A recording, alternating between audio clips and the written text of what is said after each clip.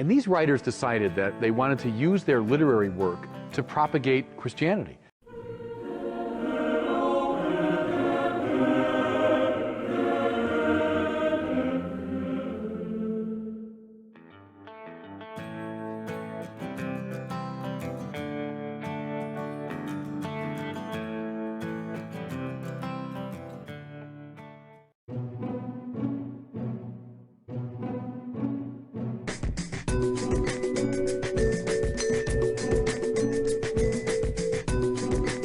Well, The Lord of the Rings is one of the great Catholic novels of the 20th century.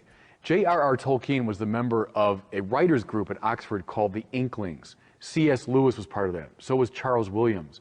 And these writers decided that they wanted to use their literary work to propagate Christianity. And J.R.R. Tolkien, in the course of many years, read to the members of this group the manuscript of The Lord of the Rings.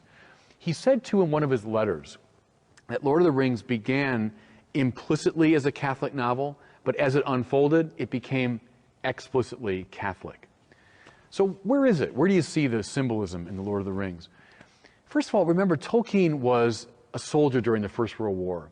For a lot of people who went through that war, that was the great cataclysmic event.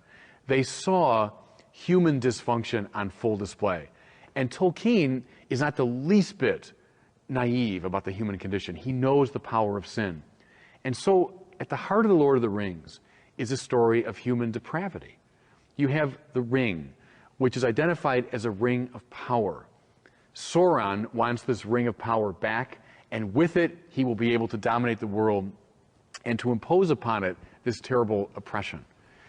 St. Augustine defined sin as the libido dominandi. It means the lust to dominate. Power is at the heart of sin. Well, Tolkien knows this. He saw that powerful people wreaked havoc in the 20th century. That empirically he could verify power was very destructive. And that's why the ring of power is central. Now, what's it do to you? It empties you out. The great Catholic tradition says that evil is not a thing, it's a lack. It's a privation, like the cavity in your tooth. The tooth is good, but the cavity is sort of it's an eating away. When your organs are compromised, it means something in them that ought to work isn't working. So evil is a type of non-being. Well, look at Sauron in the movie. He's depicted beautifully. He's like this great vapid something, just this eye floating, you know? There's no substance to him.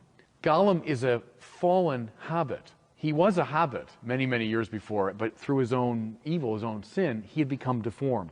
The orcs are deformed elves. They're beautiful elves who have now become caved in on themselves and deformed. The ring wraiths, these terrible figures that fly around, you know, and they're looking for the ring. Well, they're just cloaks. There's nothing in them. Well, that's Tolkien's point, that the lust for power eats away at you. It turns you sort of into non-being. Look at the countryside of Mordor, the land of evil. It was just all arid and lifeless and emptied out.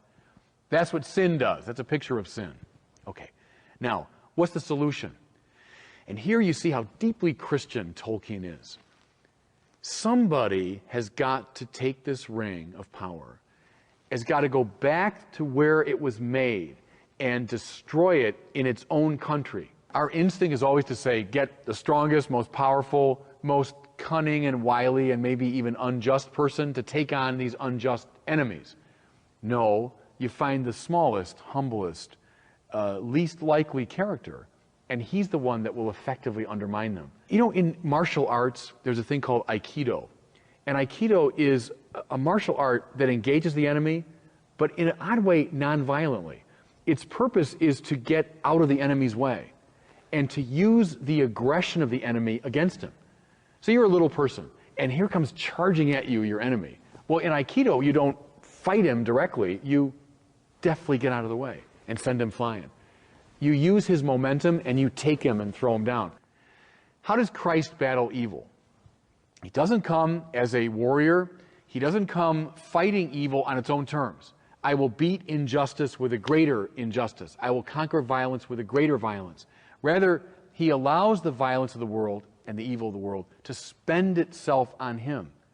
He journeys into Mordor, so he journeys into the land of sin and death, and then he explodes it from within. by swallowing it up in the divine mercy.